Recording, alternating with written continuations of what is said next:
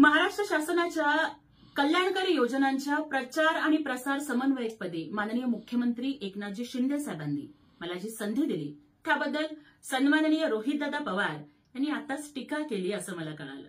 रोहितदादा, अहो सोलापुरातल्या या एका गरीबाच्या भीमाच्या लेकीला संधी मिळाली याचं तुम्हाला एवढं वाईट वाटावं?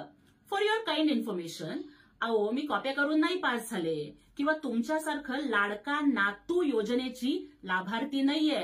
अहो बांधकाम कामगार बाप आणि चादरीच्या कारखान्यात कामाला जाणाऱ्या आईच्या पोटी जन्माला आलेलं हे भीमाचं लेकरू. माझं शैक्षणिक qualification MA in English literature, PhD, set, net qualified with junior research fellowship असं आहे. 12वीच्या परीक्षेत मी पुणे बोर्डात मागासवर्गात पहिली आले होते आणि 10वीच्या परीक्षेत सोलापूर शहरात महापालिकेच्या सगळ्या शाळांच्या मधून पहिली आलेली आहे. आणि तुमच्यासारखं सत्तेची मलाई खात सोन्याचा चमचा तोंडात घेऊन माझं बालपण नाही गेलं. अहो कष्ट करत करत शिकले आणि कुटुंबाची जबाबदारी सुद्धा पेलली.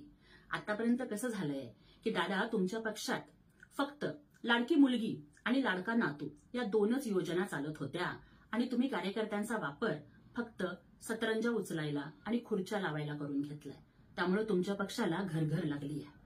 आणि लाडकी बहीण योजनेला जो प्रतिसाद मिळतोय ना, त्यामुळे तुम्हाला हा पोटशोळ उठलाय. पहिल्यांदाच सर्वसामान्यांचं नेतृत्व, सर्वसामान्य कार्यकर्त्यांना न्याय देणारं नेतृत्व हे महाराष्ट्राच्या मुख्यमंत्रीपदी एकनाथजी शिंदे साहेबांच्या रूपानं बसलंय. म्हणून आमच्यासारख्या तळागाळातल्या राबणाऱ्या कार्यकर्त्यांना न्याय मिळतोय. लक्षात ठेवा, अब विरासत से नहीं तय होंगे सियासत के फैसले.